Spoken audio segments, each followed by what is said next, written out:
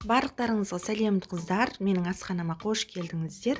Бүгін сіздерге тапсырысқа пісіріп жүрген өзімнің нағыз оригинал, өте керемет шығатын сүзбелі бәліштің рецебімен бөліскелі отырмын.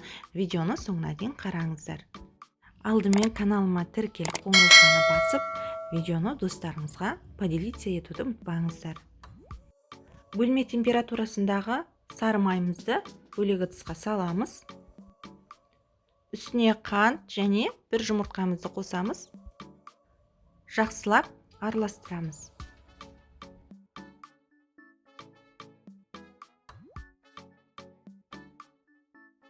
Енді массамызға ұнымызды және қопсытқышымызды салып, араластырып, жақсылап жұмсақ қамыр илейміз.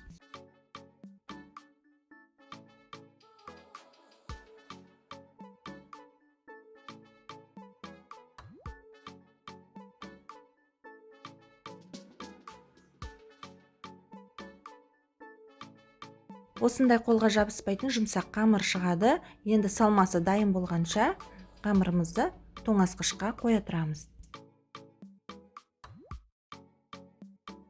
Енді салмасын дайындаймыз. Ыдысымызға сүзбемізді, қант және ванилин, жұмыртқа салып, және манна группа салып, жақсылап осындай блендермен езгілеп бір қалыпты масса болғанша араластырамыз. Міне салмасы дайын болды. Сүзбеміз осылай блендермен езгеннен кейін ешқандай түйіршіксіз болу керек.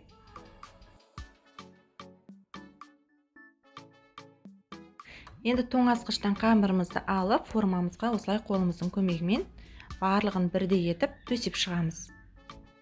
Менде форма диаметрі 22. Міне мен осылай стаканның көмегімен тағы да тегістеп шықтым.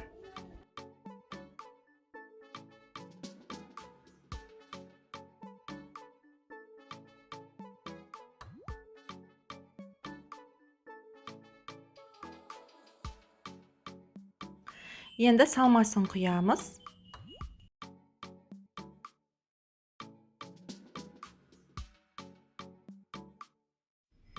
Бетін жақсылап тегістеп шығамыз.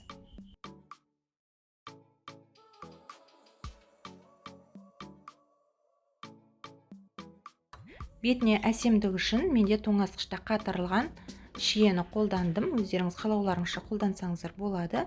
Және қызып тұрған пеште 180 градуста жиегі қызарғанша 25-30 минутта пісіріп аламыз. Міне біздің сүзбелі бәлішіміз дайын. Әбден суығаннан кейін барып кесу керек. Жан жағына осындай қант ұнтағын септім. Бұны сіздер тапсырысқа пісірсеңіздер болады. Дәмі өте керемет болып шығады. Видеоны соңына дейін қарағандарыңызға рахмет. Каналға тіркеліп, қолдауларыңызды сұраймын.